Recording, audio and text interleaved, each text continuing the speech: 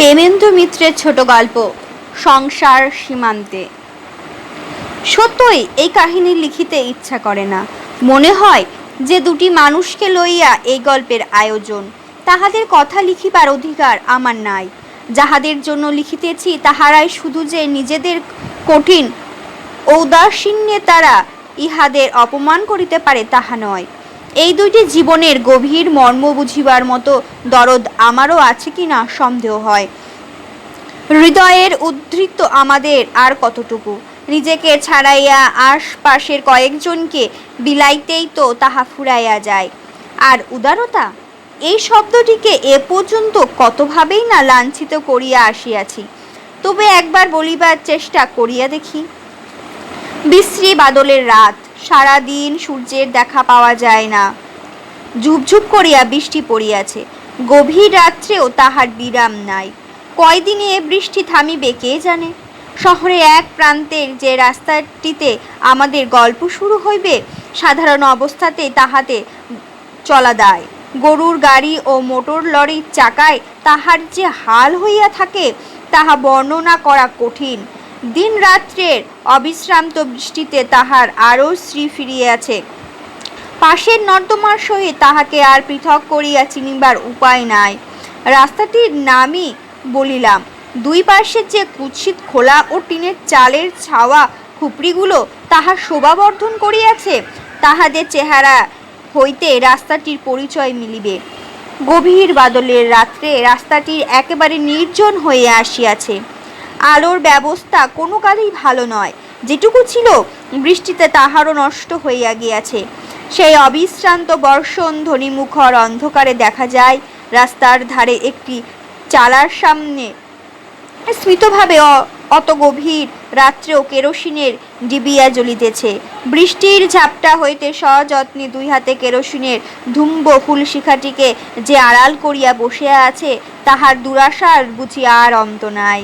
কিংবা হয়তো হতাশার শেষ সীমায় সে আসিয়া পৌঁছাইয়াছে। তাহার মৃত মনের কাছে বাহিরের দুর্যোগের কোনো অর্থই আর নাই। প্রত্যাহের অভ্যাস বশতই ক্লান্ত হতাশ চোখে পথের দিকে ব্যর্থ প্রতীক্ষায় সে বসিয়া আছে। কেরোসিনের ডিবিয়ার মৃদু আলোয় তাহাকে ভালো করিয়া দেখা যায় না। হাত দিয়া শিখাটিকে আড়াল করিবার দরুন তাহার মুখে ও দেহে গাঢ় ছায়া পড়িয়াছে। সত্য কথা বলিতে কি, দেখিবার আর সেখানে কিছু নাই।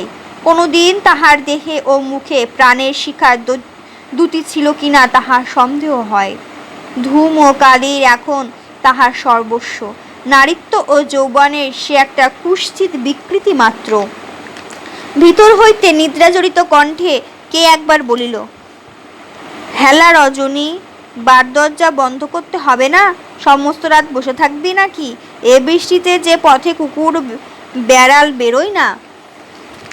দরজা হইতে রজনী কর্কশ কণ্ঠে কুৎসিত ভাষায় যে উত্তর দিল, অন্য সময় হইলে তাহা হইতেই একটা তুমুল ঝগড়ার সূত্রপাত হইতে পারিত।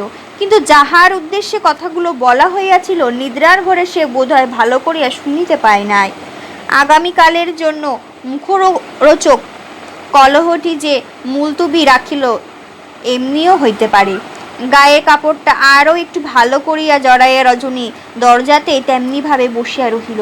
কাপড় চোপড় তাহার ভিজিয়া একাকার হইয়া গিয়াছে।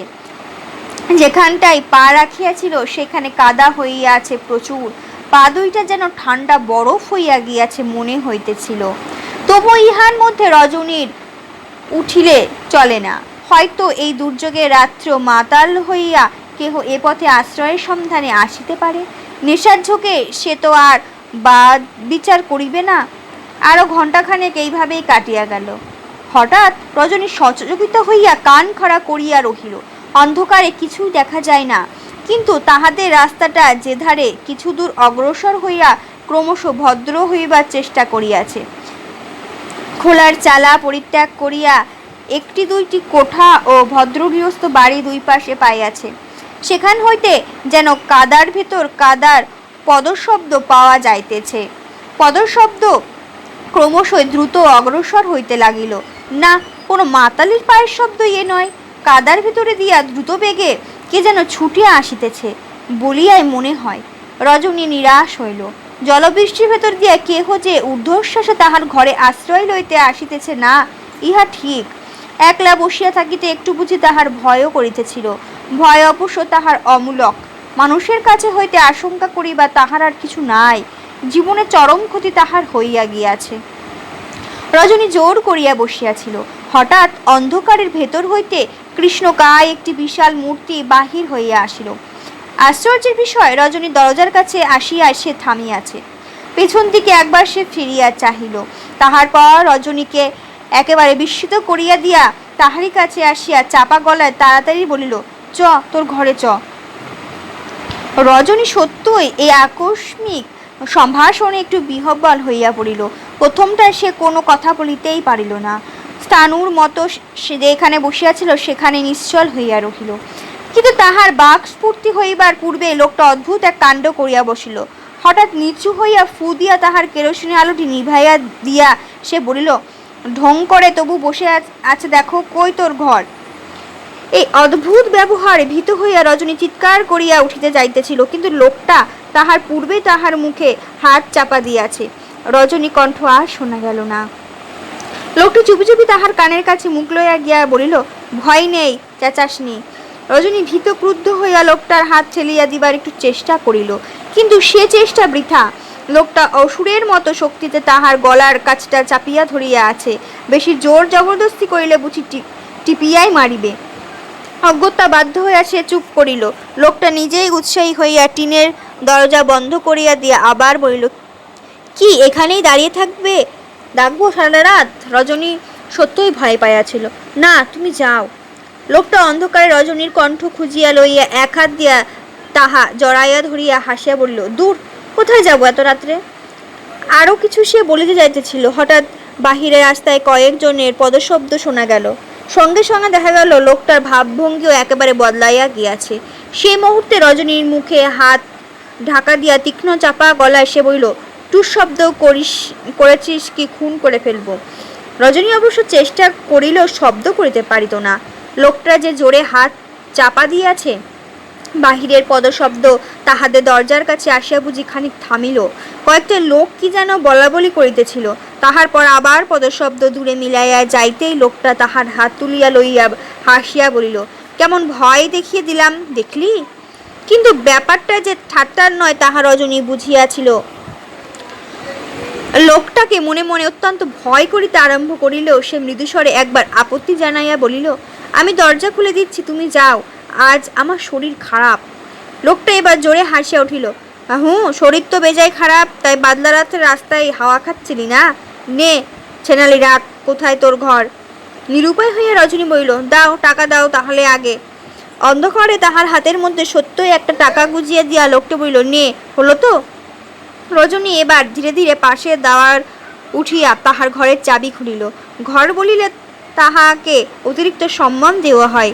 দুধারে দুই টিনের পার্টিশনের মধ্যবর্তী খানিকটা অপরিসর স্থান মাত্র। মেঝেতে কোনো কালে বোধহয় সিমেন্ট দেওয়া হইয়াছিল, এখনো তাহার চিহ্নও নাই। নোংরা একটি বিছানাও একটি ভাঙা তোরঙ্গের অবশ্য অধিকাংশ স্থান জুড়িয়া আছে। মেঝের বাকি অংশ যেটুকু দেখা যায় তাহা বহুদিনের বহু মানুষের পদাঘাতে ক্ষত বিক্ষত। ওপরে খোলার চাল, সেখানকার একটি বাঁশ হইতে তার দিয়া টাঙিয়া চিমনি ভাঙা হ্যারিকেন লণ্ঠনটি মিটমিট করিয়া জ্বলিতেছিল। রজনী ঘরে ঢুকিয়া তাহার আলোটাই একটু বাড়িয়া দিল। তাহাতে আলোকের অভাব কিন্তু দূর হইল না, শিখাটি আরও বেশি ধূমক গিরণ করিতে লাগিল মাত্র। মেঝের ওপরকার ময়লার ছিন্ন বিছানায় একটি বালিশের ওপর কনুইয়ের ভর দিয়ে লোকটা তখন বসিয়াছে। রজনী তাহার দিকে চাইয়া বিরক্ত হইয়া বলিল, কি করলে বলতো? জুতোটা বাইরে খুলে রেখে আসতে হয় না? সমস্ত ঘর যে কাদায় কাদা হয়ে গেল, এ মুক্ত করবে কি? সত্যিই লোকটা ছেঁড়া জুতার সঙ্গে রাস্তায় প্রচুর কাদা ঘরে আসিয়া ঢুকিয়াছে। ঘরে আসিয়া লোকটার চেহারাও মেজাজ দুই যেন বদলাইয়া গিয়াছে মনে হইল। রজনীর কথায় হাসিয়া জুতা জোড়া পা হইতে খুলিতে খুলিতে সে বলিল, ইস, কি আমার রাজপ্রাসাদ রে, জুতোয় কাদায় নোংরা হয়ে যাচ্ছে। কথাগুলোর পেছনে কিন্তু আঘাত করিবার ইচ্ছা আছে বলিয়া মনে হইল না। গলার স্বরে ও বলিবার ভঙ্গিমা হাসিয়া ফেলিয়া রজনী বলিল, তোমারই বা কি এমন সোনার খড়ম যে বিছানায় উঠতে চায়? ছেঁড়া জুতা দুইটা পা হইতে খুলিয়া উপর করিয়া ধরিতেই পোয়াখানেক ময়লা জল তাহা হইতে বাহির হইল। লোকটা হাসিয়া বলিল, এমন জুতোর তুই নিন্দে করিস? দেখছিস এ ড্যাঙাই হলো জুতো, আর জলে নামলেই নৌকা। ময়লা জলে ঘরটা আরো নোংরা হয়ে যাইতেছিল, কিন্তু এবার রজনী রাগ করিতে ভুলিয়া গেল। লোকটাকে এই সময়ের মধ্যে সে বেশ ভালো করিয়া দেখিয়া লইয়াছে। বাহিরে তাহাকে যতখানি বিশালকার মনে হইতেছিল, ততখানি জবরদস্ত চেহারা তাহার নয়। মাঝারি দোহারা গড়ন, কেমন একটু পাকাইয়া গিয়াছে। হাত পায়ের শিরগুলো দড়ির মতো মোটা মোটা, মুখখানা চোয়ারে হইলে কেমন যেন কুৎসিত নয়।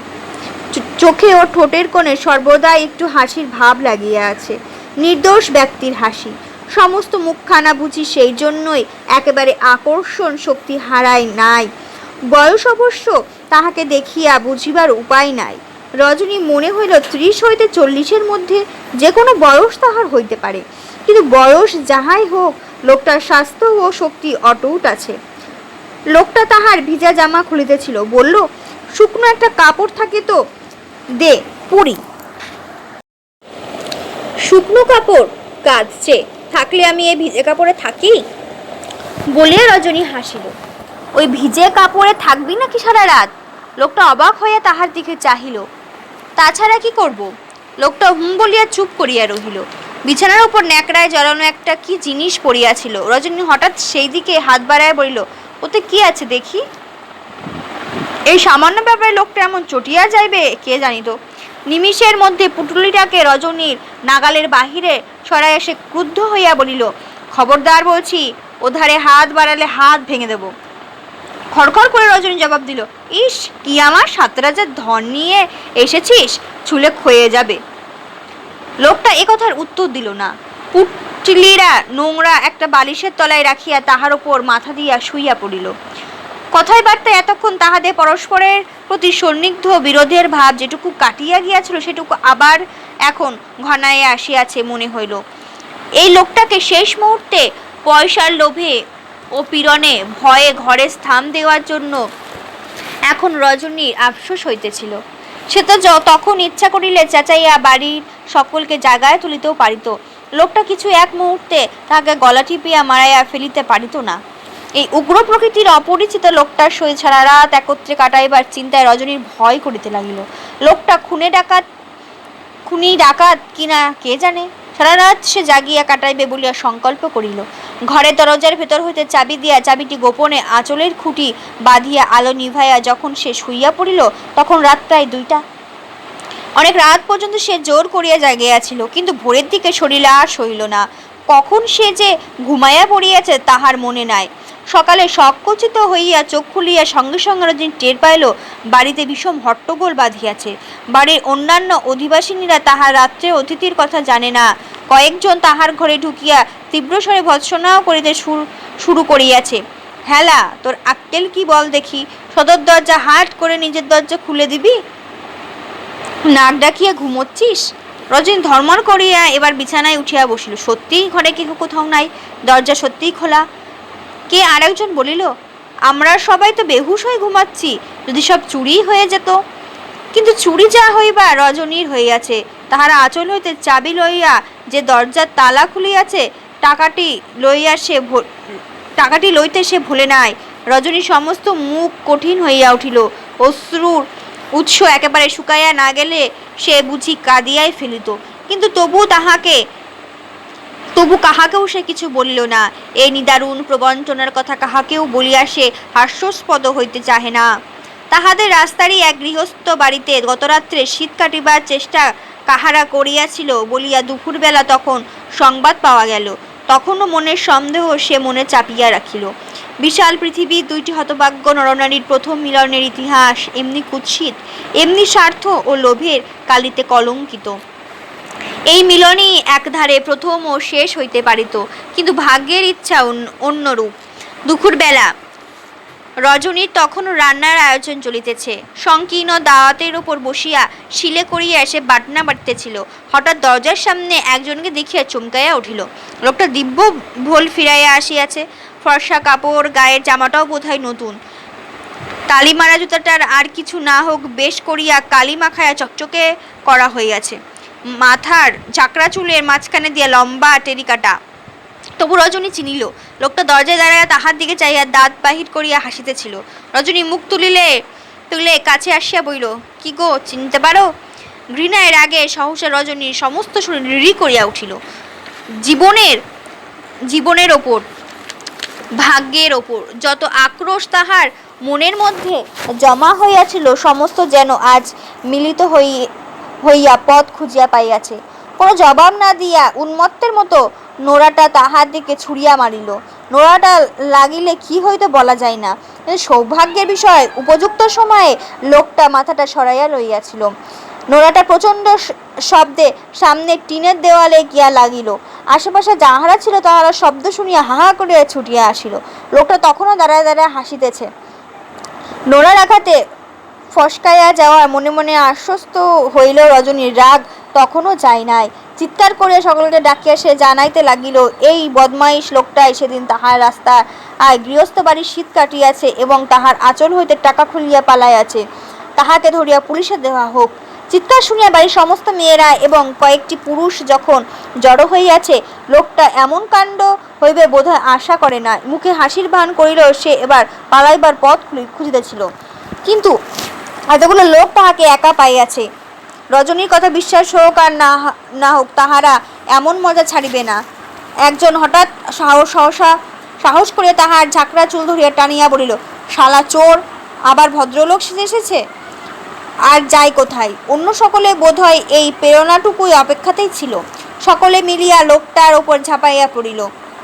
কিল, চর, লাথি যে যাহা পারিল মারিতে কসুর করিল না। লোকটা জোয়ান, কিছুক্ষণ সে বুঝিবার চেষ্টা করিয়াছিল, কিন্তু মারও সেজন্যই বেশি খাইল। তাহার জামা কাপড় ছিঁড়িয়া আধমরা না করিয়া দেওয়া পর্যন্ত মেয়ে পুরুষ কেহ নিরস্ত হইল না। বোধহয় হাঙ্গামের ভয়েও শুধু পুলিশে দিতে তাহারা বাকি রাখিল। রজনী মারামারি যত সম্ভব যোগ দিয়াছে। এখন দাওয়ার ওপর দাঁড়াইয়া হাঁপাইতে গাল পাড়িতেছে। আঁচল থেকে টাকা খুলে নেবে না, পাজি বদমাস কোথাকার। বাড়ির বাহিরেও তখন পথিকদের ভিড় জমিয়া গিয়াছে। অতিরঞ্জিত হইয়া ইতিমধ্যে ব্যাপারটা মুখে মুখে ফিরিতেছে। নানাজনে নানা রকম মন্তব্য করিতেছিল। লোকটা তখনও অবসন্নভাবে উঠোনের ওপর পড়িয়া, গায়ের মাথায় অনেক জায়গায় কাটিয়ে রক্ত বাহির হইতেছে। কাতরভাবে সে ঢুকিতেছিল। কে একজন বাহির হইতে খবর দিল যে মারামারির সংবাদ শুনিয়া পুলিশ আসিতেছে। আরেকজন বলিল, পুলিশ এলে তো যারা মেয়েছে তাদেরও ছাড়বে না বাপু, চোরকে ধরিয়ে দিতে পারো, মারবার তোমরা কে? আর মার বলে মার, লোকটা তো মরে গেছে। কথাটা মিথ্যা নয়, যুক্তিযুক্ত বটে। যারা এতক্ষণ সোৎসাহে হাচারা ছিল তাহারা যে যার সরিয়া পড়িবার চেষ্টা করিল।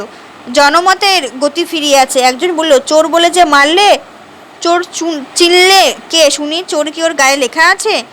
বাইরে হতে একজন আসিয়া সহানুভূতি জানাইয়া বলিল, তুমিও তো আচ্ছা লোক হে, মার খেয়ে চুপ করে পড়ে আছো, থানায় চলো, একটা ডায়েরি করে আসি, মারার কাজটা সব টের পেয়ে যাবে। উঠিবার শক্তি ছিল না বলিয়া বোধহয় লোকটা কোনো উত্তর না দিয়া চুপ করিয়া পড়িয়া রহিল। যাহারা মারিয়াছিল তাহাদের অনেকেরই পুলিশের ভয়ে রাগটা তখন রজনীর ওপর গিয়া পড়িয়াছে। বাড়ির ভিতরে হাঙ্গামা হইবার ভয়ে বাড়ির অধিস্বামিনী ব্যস্ত হইয়া উঠিয়াছিল। রজনীর কাছে আসে সংকার দিয়া সে বলিল, দোস্ত, এই মাগির চোর বলে পাড়া মাথায় করে তুললে কে? এখন ঠেলা সামলাক। রজনীর গালাগাল খানিক আগেই বন্ধ হইয়া গিয়াছে। সমস্ত ব্যাপারটা এই পরিণতি দেখিয়া ভয়ে সে কাঠ হইয়া দাঁড়িয়াছিল। দু একজন প্রহত লোকটাকে তখনও থানায় গিয়া ডায়েরি করিবার জন্য পিড়াপিড়ি করিতেছিল। বাড়িওয়ালি আবার তীব্রস্বরে বলিল, ঢং করে দাঁড়িয়ে আছিস যে বড়, লোকটা ওইখানে পড়ে থাকবে নাকি? থানা পুলিশ না হলে সুখ হচ্ছে না? না, কেন বলা যায় না? প্রহত হইয়াও থানায় যাইবার আগ্রহ লোকটার বিশেষ নাই। বাড়িওয়ালা ধমক খাইয়া ভয়বিহ্বল রজনী তাহাকে আসিয়া তুলিয়া ধরিয়া চেষ্টা করিতে গেলে সে নিজেই কষ্ট করিয়া উঠিয়া ধীরে ধীরে রজনীর কাঁধে ভর দিয়া তারই ঘরে গেল। থানায় খবর দিয়া অন্যায়ের প্রতিকার করিবার জন্য তাহার ব্যস্ত হইয়াছিল। তাহারা ইহাতে খুশি হইতে পারিল না। বাহিরে দরজার কাছে অনেকক্ষণ ধরিয়া চলিল। লোকটা কোনো প্রকার হাঙ্গামা না করিয়া রজনীর ঘরে যাওয়ায় বাড়িওয়ালি অনেকটা আশ্বস্ত হইয়াছিল। রজনীর ঘরে ঢুকিয়া আহত ব্যক্তির সুস্থ সম্বন্ধে অনেকক্ষণ ধরিয়া বহু মূল্যবান উপদেশ দিয়া যখন সে বিদায় হইল, তখন রজনী জল দিয়া তাহার ক্ষতস্থানগুলি ধোয়াইতেছিল। বাড়িওয়ালি চলিয়া যাইবার পর লোকটা একবার উঠিবার চেষ্টা করিল। ভীত পাংশ মুখে তাহাকে শোয়াইবার চেষ্টা করে রজনী বলিল, উঠছ কেন? কোথায় যাবে? যন্ত্রণা বিকৃত মুখের হাসির চেষ্টা করিয়া লোকটা বলিল, থানায় যাব না রে, যাব না, ভয় নেই, পেটটাই বড় বেদনা, বেটারা বড়জোর লাথি মেরেছে, একটু সেক দিতে পারিস? রজনী তাহার আয়োজনের বাহিরে গেল। নায়ক নায়িকার দ্বিতীয় মিলন এমনি করিয়াই হইল। লোকটা কয়দিন ধরিয়া রজনীর ঘরেই আছে। মার খাইবার দিন হইতে তাহার প্রবল জ্বর যাইবে, সে আর কোথায়। রজনীকে বাধ্য হইয়া সেবা করিতে হইতেছে। ব্যাপারখানা সমস্ত দোষ তাহার ঘাড়ে চাপাইয়া বাড়ির আর সকলে দিব্য নিশ্চিন্ত হইয়া গিয়াছে। ঘরে বসাইয়া একটা লোকের দিনের পর দিন শুশ্রূষা করা রজনীর সাধ্য নয়। প্রথম দিন লোকটা পকেট হইতে গোটা কয়েক টাকা বাহির করিয়া দিয়াছিল বলিয়ায় কোনো মতে চলিতেছে। রজনী এ দায় হইতে কোনো রকমের নিষ্কৃতি পাইলে বোধহয় বাঁচে। পুলিশের ভয়ে সম্ভবত সে এ পর্যন্ত কোনো উচ্চবাচ্য করতে পারে নাই। কিন্তু হপ্তা কাবার হইবার পর লোকটার যে সারিবার কোনো লক্ষণ নাই। রজনীর ধৈর্য আর কতক্ষণ থাকে?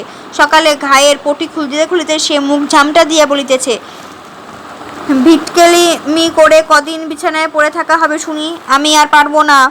তা যা হয় হোক, যা হয় হোকটা পুলিশের ব্যাপারে সম্বন্ধ। রজনীর সে ভয় এখনো বুঝি একটু আছে। লোকটার সঙ্গে সঙ্গে উত্তর দেয়, পারবি নাকি? এতগুলো করে করে টাকা কি মাগনা দিলাম? ইস, কত তোরা টাকাই না দিয়েছিলি। 8 দিন ধরে ওষুধ পথ্যি সব 5 টাকায় হচ্ছে, কেমন নাইবা হলো? তুই দিবি টাকা? হাত করা থেকে বেঁচে গেছিস জানিস? রজনীর সাহস বাড়িয়াছে। রাগের মাথায় সে বলে, হ্যাঁ, হাত করা সবাই দিচ্ছে। জানা তুই পুলিশে? আমিও বলতে জানি। শীত কাঠি নিয়ে প্রথম কি ঘরে ঢুকেছিলি মনে নেই? লোকটা রাগিয়া বলে, তুই দেখেছিস? দেখেনি আবার? সেদিন পুটলির ভেতরে কি ছিল? তারা খেয়ে আমার ঘরে তো ঢুকেছিলি লুকোতে, বুঝি না আমি কিছু? লোকটা তাচ্ছিল্য ভরে বলে, বুঝিস তো বুঝেছিস। অঘোর দাস কারুকে ভয় করে না। নীরবে খানিকক্ষণ ঘা ধোয়ানো চলে। অঘোর এক সময় বলে, জ্বরে জ্বরে মুখটা বড় খারাপ হয়ে আছে, আজ একটু অম্বল রাখতে পারিস? রজনী ঝংকার দিয়ে বলে, হ্যাঁ পারি না, উনুনের ছাই রাখতে পারি, শখ কত। ঘায়ে পুঁজ শুকোচ্ছে না, অম্বল খাবে? অঘোর সারিয়া উঠিয়াছে, কিন্তু এখনো এ আশ্রয় পরিত্যাগ করে না। দিনে রাত্রে রজনীর সঙ্গে রোজ তাহার ঝগড়া বাঁধে। রজনী গালাগাল দিয়া বলে, কাল যদি তুই বাড়ি থেকে দূর না হোস তো মুড়ো ঝাঁটা মারব। অঘোর প্রচণ্ড শপথ করিয়াই জানায় যে পরদিন প্রাতকাল হইতে সে রজনীর আর মুখদর্শন করিবে না। কিন্তু যাই করিয়া যাওয়ার হইয়া উঠিতেছে না। ছন্নছাড়া জীবনের স্থান হইতে স্থানান্তরে ভাগ্যের দ্বারা চিরদিন বুঝি সে বিতাড়িত হইয়া ফিরিয়াছে। একটুখানি নিশ্চিন্ত বিশ্রামের স্থান তাহার কখনো মেলে নাই, তাই যাইতে তাহার সহজে মন ওঠে না। রজনী অন্য সময়ে গাল পাড়িলেও সকালবেলা ঝাঁটা মারিয়া তাড়াইবার কথাটা কেমন করিয়া বিস্মিত হইয়া যায়। অঘোর একেবারে অবুঝ নয়। ইতিমধ্যে একদিন বাহির হইয়া সে কয়েকটা টাকা কোথা হইতে সংগ্রহ করিয়া আনিয়া রজনীর হাতে দিয়াছে। কিন্তু সেই সঙ্গে ফরমাস যাহা করিয়াছে তাহার বহর বড় কম নয়। রজনী টাকা কটা রাগের মাথায় মেঝের ওপর ফেলিয়া যায় বলিয়াছে, আমার টাকার দরকার নেই, অমন টাকা আমি ঢের দেখেছি। আমি কি তোর কেনা বাদি যে তুই হুকুম করবি তাই করব? টাকা ফেলিয়া দেওয়ার প্রথমটা মুখ গম্ভীর করিয়া অঘোর বলিয়াছে, দেখ লোক, আমি বড় ভালো নই, বেশি বাড়াবাড়ি করলে ভালো হবে না। কিন্তু খানিক বাদে আসিয়া তাহার পিঠে হাত বুলাইয়া বলিয়াছে, আহা, রাগ করিস কেন? তুই রাধিস ভালো, তাই না বলছি। সাত করি কি এখানে পড়ে থাকি? তোর রান্না খাওয়ার পর মুখে আর কিছু রোচে না। থাক, আর আদিককে তার দরকার নেই বলে রজনী সে নিজেই টাকাগুলো তুলিয়া লইয়া গিয়াছে। কিন্তু এমন করিয়াও বেশি দিন চলিল না। একদিন টাকা কড়ির ব্যাপারে লইয়া অত্যন্ত কুৎসিতভাবে ঝগড়া করিবার পর অঘোর সত্যি সকালবেলা চলিয়া গেল। বাড়িওয়ালি সংবাদ পাইয়া রজনীকে ভৎসনা করিয়া বলিল, কি বলে যেতে দিলি তুই? তবু তো খরচাটা চালাচ্ছিল। রজনী রুক্ষ কণ্ঠে বলিল, খরচ চালাচ্ছিল না আর কিছু, খেটে খেটে আমার হাত কালি হইয়া গেছে, আপদ গেছে, বেঁচেছি। তাহার পর আপন মনেই বলিল, এবার এলে দরজা থেকে খ্যাংড়া মেরে বিদায় করে দেব। কিন্তু সেই দিন গভীর রাত্রে তাহাদের দরজায় কড়া নাড়িয়া উঠিয়া ধরপড় করিয়া উঠিয়া প্রথম দরজা খুলিতে যে গেল সে রজনী। অত রাত পর্যন্ত অকারণে কেন সে জাগিয়াছিল সে জানে, কে জানে। সত্যই অঘোর ফিরিয়া আসিয়াছে, কিন্তু চেহারা কেমন যেন অদ্ভুত। জামায় কাপড়ে ধুলি কাদা লাগিয়াছে, কপালের ওপরে পূর্বের যে ক্ষতর দাগ এখনো মিলাই নাই, তাহা হইতে আবার রক্ত বাহির হইতেছে। রজন জিজ্ঞেস করিল, এ কি হয়েছে? ও কিছু না বলিয়া পকেট হইতে অঘোর যাহা বাহির করিল তাহা দেখে রজনী বিস্ময়ে অবধি রহিল না। এত টাকা একসঙ্গে সে কবেই বা দেখিয়াছে।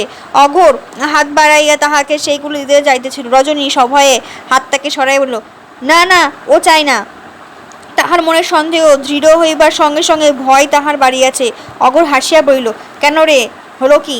খানিক চুপ করিয়া থাকিয়া ভীত অস্পষ্ট কণ্ঠে রজনী বলিল, সত্যি বল দেখি তুই চুরি করেছিস কিনা? অঘোর তাহার দিকে তাকাইয়া মুচকায় একটু হাসিল মাত্র, উত্তর দিল না। রজনী আবার বলিল, বল আমার গা ছুঁয়ে। যদি করেই থাকি ধরা পড়লে কি হতো? কি আর হতো? জেল, আর বেশি কিছু হতো না। সে আমার অভ্যাস আছে। রজনী সভয়ে খানিক চুপ করে দাঁড়াইয়া রহিল। তারপর অস্ফুট স্বরে জিজ্ঞেস করিল, পালাতে গিয়ে কপালটা কেটেছে তো? কপালের রক্তটা কাপড় দিয়া মুছিয়া অঘোর বলিল, বেটারা ঢিল ছুড়ল যে। রজনী হতাশ হয়ে বলিল, অমনি করেই তুই কোন দিন মরে যাবি, তা গেলেই বা কার কি? অঘোরদাসের জন্য তিনকুলে কাঁদবার কেউ নেই। রজনী তখন কোনো কথা আর বলিল না। ঘণ্টাখানেক বাদে বিছানায় শুইয়া হঠাৎ অঘোরের গলার হাত রাখিয়া রজনী বলিল, একটা কথা বলবো, রাখবি? বল। নির্লজ্জ স্বরে অঘোর বলিল, কি? তুই আর চুরি করতে পাবি না। ঘুমের ঘরে আচ্ছা বলিয়া অঘোর পাশ ফিরিয়া শুইল। রজনী কিন্তু তাহাকে নিশ্চিতভাবে ঘুমাইতে দিল না। হাত ধরিয়া ঝাঁকুনি দিয়া বলিল, ওরকম আচ্ছা বললে হবে না, তুই দিব্যি করে বল, কখনো আর চুরি করব না। কাঁচা ঘুম ভাঙিয়া অঘোর চটিয়া গিয়াছিল। বলিল, তবে কি ডাকাতি করে খাবো? না, তুই একটা কাজকর্ম দেখ। কাজকর্ম দেবে কে? তুই বাজে বকিসনি, ঘুমাতে দে। কিন্তু রজনী ছাড়িল না। আবার তাহার হাত ঝাঁকুনি দিয়ে একটু কঠিন স্বরে বলল, না, তোকে চুরি ছাড়তেই হবে, না হলে এখানে আসতে পাবি না। ও, তবে তো আমার গোকুল অন্ধকার হয়ে যাবে। বলিয়া অঘোর আবার পাশ ফিরিল। কিন্তু এবারে খানিক বাদে প্রথম কথা সেই কহিল। বলিল, কাজকর্ম পাওয়া কি এতই সোজা রে? আর তাছাড়া দলের লোকেরা ছাড়বে কেন? যদি বা একটা ভালো কাজ পায়, পুলিশ আর দলের লোকেরা পিছু লেগে অস্থির করে দেবে না? দল তুই ছেড়ে দিবি? এদেশে থাকতে আর তার জো নেই। রজনী ইহার পর অনেকক্ষণ চুপ করে থাকিয়া বলিল, তবে তুই এদেশে ছেড়ে চলে যা। অন্ধকারের মধ্যে অঘোরের হাস্যধ্বনি শোনা গেল। বলিল, তুই যাবি সঙ্গে? রজনী সত্যই দীর্ঘশ্বাস ফেলিয়া বলিল, আমি যাব কি করে? দুজনে তাহার পর নীরব।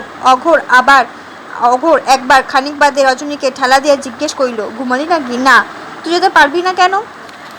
রজনী হতাশ স্বরে বলিল, আমার এখানে কত দেনা, বাড়িওয়ালির কাছে, কিস্তিদারের কাছে। যেতে চাইলে তারা ছাড়বে কেন? হঠাৎ উৎসাহিত হইয়া অঘোর বলিল, আমি যদি সব দেনা শোধ করে দিই? কিন্তু রজনী এ কথায় বিশ্বাস নাই। বলিল, সে অনেক টাকা, তুই পাবি কেন? অগত্যদাস ইচ্ছে করলে কি না পারে। তুই বল, তাহলে যাবি আমার সঙ্গে? তাহলে তোকে সত্যিই কথাটা বলি, এ কাজে মাঝে মাঝে মায়েরই ঘেন্না ধরে যায়। খালি সাবধান, শুয়ে বসে একটু স্বস্তি নেই। একেবারে দিল্লি আগ্রায় যাব চলে। রজনী কিন্তু তাহার উৎসাহে বাধা দিয়া বলিল, তুই কি করে টাকা জোগাড় করবি? এমনি চুরি করে তো সে আমার দরকার নেই। হাত বাড়াইয়া রজনীকে অন্ধকারে কাছে নিয়ে অঘোর বলিল, এই তোর গা ছুঁয়ে বলছি, এই শেষবার, ব্যাস, তারপর চুরিবিদ্যে খতম। পরদিন বিকালে বেলা অঘোর নতুন একটা প্রকাণ্ড তোরঙ্গ ঘাড়ে করিয়া আনিয়া রজনীর ঘরে ঢুকিল। রজনী বিস্ময়ে আনন্দে হাসে বলল, ওমা, বাক্স আনতে বলেছিলাম বলে অত বড় একটা ডাউস জিনিস আনতে হয়? ওর ভেতরে শুবি নাকি? অঘোর মুখ টিপিয়া হাসিতে তোরঙ্গের তালা খুলিয়া ফেলিল। ভেতরে জিনিসপত্র দেখে রজনী তো অবাক। অঘোর কাপড় জামা হইতে থালা গেলাস পর্যন্ত যত জিনিসই না কিনিয়া আনিয়াছে। রজনী পরিহাস করিয়া বলিল, ইস, করেছিস কি? এত সাজ সরঞ্জাম কেন বলতো? বিয়ে করতে যাচ্ছি যে। মরণ আর কি, আধবুড়ো এমন চোয়ারের কাছে মেয়ে দেবে কে? বলিয়া রজনী হাসিতে লাগিল। অঘোর গম্ভীর হইয়া বলিল, না দেয় চুরি করে নেব। রজনী হাসি তাহার পর আর থামিতে চাহে না। গ্লানির প্রগাঢ় অন্ধকারে যাহাদের অতীত লুপ্ত হইয়া গিয়াছে, বর্তমান যাহাদের ক্লেদ পঙ্কিল তাহারাও ঘর বাড়িতে চায়। পৃথিবীর ভাগ্যবান নরনারীদের জীবন লীলার অনুকরণ করিতে তাহাদেরও সাথ যায়। ভাবি সংসার সম্বন্ধে দুজনের ইতিমধ্যে অনেক মধুর আলাপ হইয়া গিয়াছে। রজনী বলিয়াছে, যাচ্ছি বটে তোর সঙ্গে, কিন্তু সেখানে যা খুশি করবি, আর আমি মুখ বুঝে তাই সইব, মনে করিসনি যেন। রজনী তেমন মেয়ে নয়, অত নেশা ভাঙ করা তোর চলবে না। অঘোর বলিয়াছে, আচ্ছা আচ্ছা, সে দেখা যাবে, কিন্তু আমিও বড় লোক ভালো নই, বুঝেছিস? এখানে যা করছিস করছিস, সেখানে একটু বেচাল দেখলে আর আস্ত রাখবো না। সেই রাত্রে অঘোর আবার বাহির হইল। আর 20টা টাকা হইলে রজনীর ঋণ সমস্ত শেষ হইয়া তাহাদের সব খরচ কুলাইয়া যায়। অঘোর তাহাদের বিদেশ যাওয়ার উপকরণ স্বরূপ অকারণে অনেকগুলো বাজে জিনিস কিনিয়া পয়সা নষ্ট করিয়া আসিয়াছে। রজনী সেইগুলোই বেচিয়া টাকা জোগাড় করিবার কথা বলিয়াছিল। অঘোরের আর নিজেকে বিপন্ন করিয়া কাজ নাই, কিন্তু অঘোর সে কথায় হাসিয়াছে মাত্র। বলিয়াছে, অঘোর দাস জিনিস বিলিয়ে দেয়, বেচে না, বুঝেছিস? তুই বাদা ছাদা করে সব ঠিক করে বসে থাক দেখি, কাল ভোরের গাড়িতে কলকাতার কলা দেখিয়ে চলে যাব। আদালতে কাজের চাপ সেদিন অত্যন্ত বেশি। ম্যাজিস্ট্রেটের সামনে কোর্ট ইন্সপেক্টর কোনো মতে পূজার ঠাট্টুকু বজায় রাখিয়া বলির পর বলি শেষ করিয়া চলিয়াছে। ছোটোখাটো অপরাধের বিচার রায় দিতে বিলম্ব হইবারও কারণ নাই। অনেকগুলি অপরাধীর বিচার হইয়া যাইবার পর একজন আসামি হঠাৎ কাঠগড়ায় উঠিয়া বিষম গোলমাল শুরু করিয়া দিল। বুড়ো মদ্য ছাড়া পাইবার জন্য তাহার মিনতি ও শিশুর মতো কান্না দেখিয়া আদালতের লোকের পক্ষে হাসি সম্বরণ করা কঠিন। বিচারক নামটা ভালো শুনতে পান নাই। জিজ্ঞেস করিলেন, কোর্ট ইন্সপেক্টর গড়গড় করিয়া যাহা বলিয়া গেল তাহার অর্থ এই যে, আসামির নাম অঘোর ঘোষ, লোকটা দাগি চোর, ইতিপূর্বে 5 জেল খাটিয়াছে এবং সেদিন আবার চুরি করিতে গিয়া ধরা পড়িয়াছে ইত্যাদি। আসামি তখন কাঠগড়া হইতে 2 হাত জড়ো করিয়া কাতরভাবে কাঁদিতে কাঁদিতে বলিতেছিল, হুজুর ধর্মাবতার, তাহাকে যেন এইবারটি মাফ করেন। সে চুরি করিবার চেষ্টা করিয়াছে, কিন্তু কিছুতেই লইতে পারে নাই। সে হুজুরের পা ছুঁইয়া ও ঈশ্বর সাক্ষী করিয়া শপথ করিতেছে যে সত্যি আর সে এমন কাজ করিবে না। সত্যই সে পথ ছাড়িয়া দিতে চায়। এবার জেল হইলে তাহা সর্বনাশ হইয়া যাইবে। কোর্ট ইন্সপেক্টর তাহাকে ধমক দিলেন। পুলিশ প্রহরী একটা রুলের গুতা দিল, কিন্তু লোকটা নাছর বান্ধা। চোখের জল মুছতে মুছিতে একই কথা সে বারবার বলিতে লাগিল। লোকটার কান্না একটু অসাধারণ হইলেও এই ধরনের বদমাইশির সহিত বিচারকের পূর্বে পরিচয় হইয়াছে। কোর্ট ইন্সপেক্টরের বক্তব্য শেষ হইবার পর তিনি রায় দিলেন। ইন্সপেক্টরের তাহা অনুবাদ করিয়া অঘোর দাসকে জানাইল। 5 বৎসর তাহার জেল হইয়াছে। অঘোর দাস খানিকটা স্তম্ভিত হইয়া দাঁড়াইয়া রহিল। তাহার পর সে যে কাণ্ড করিয়া বসিল তাহা একেবারে অদ্ভুত। দেখা গেল হঠাৎ কাঠগড়া হইতে হুঙ্কার দিয়া লাফ মারিয়া উঠিয়া বিচারককে সে আক্রমণ করিয়াছে। পুলিশ প্রহরী ও কোর্ট ইন্সপেক্টর সেই মুহূর্তে তৎপর হইয়া তাহাকে ধরিয়া না ফেলিলে কি কেলেঙ্কারি সে হইতো কে জানে। তারপর তাহারা তাহাকে পিছু মোড়া করিয়া ধরিয়া রুলের কুতা দিয়া আবার কাঠগড়ায় আনিয়া ফেলিল। সে উন্মত্তের মতো তাহাদের হাত হইতে মুক্ত হইবার বৃথা চেষ্টা করিতে করিতে তখনও গজরাইতেছে। বিচারক বয়সে নবীন এবং সত্যি ভালো লোক। তাহার হৃদয়ে মন এখনো কঠিন হইয়া ওঠে নাই। বিচার জিনিসটা এখনো তাহার কাছে শুষ্ক আইনে প্রয়োগ কৌশল মাত্র নয়। আসামির পেছনে রক্ত মাংসের মানুষ আছে, ইহা এখনো তাহার স্মরণ থাকে। লোকটার অস্বাভাবিক কান্নার পর এই প্রকার আকস্মিক উত্তেজনায় তিনি একটু অবাক হইয়া গিয়াছিলেন। মনে হইতেছিল লোকটার এই অদ্ভুত ব্যবহারের গূঢ় কোনো অর্থ থাকিতেও পারে। বিচারককে আক্রমণের অপরাধে আসামি নতুন করিয়া বিচার হইল। বিচারক মহাশয় একেবারে শাস্তি যথাসম্ভব লঘু করিয়া তো দিলেনই, মনে মনে সংকল্প করিলেন তাহার সম্বন্ধে কর্মচারীকে দিয়া ভালো করিয়া পরে খোঁজ লইবেন। বিচারক মহাশয় অবশ্য নানা কাজের চাপে সে কথা ভুলিয়া গিয়াছেন। তাহারই বা দোষ কি? অঘোর ঘোষ এখনো জেলে পচিতেছে। নিরবচ্ছিন্ন বর্ষা রাত্রে এখনো নিশ্চয় কলিকাতার একটি কর্দমাক্ত নোংরা ও কুৎসিত পথের ধারে কেরোসিনের ডিবিয়ার ম্লান আলো দেখা যায়। ডিবিয়ার ধূম্রবহুল শিখাকে শীর্ণ হাতে সযত্নে বৃষ্টির ঝাপটা হইতে আড়াল করিয়া গভীর রাত্রি পর্যন্ত এখনো নিশ্চয় বিগত যৌবনা রূপহীনা রজনী এক রাত্রের অতিথির জন্য হতাশ নয়নে পথের দিকে চাহিয়া প্রতীক্ষা করে।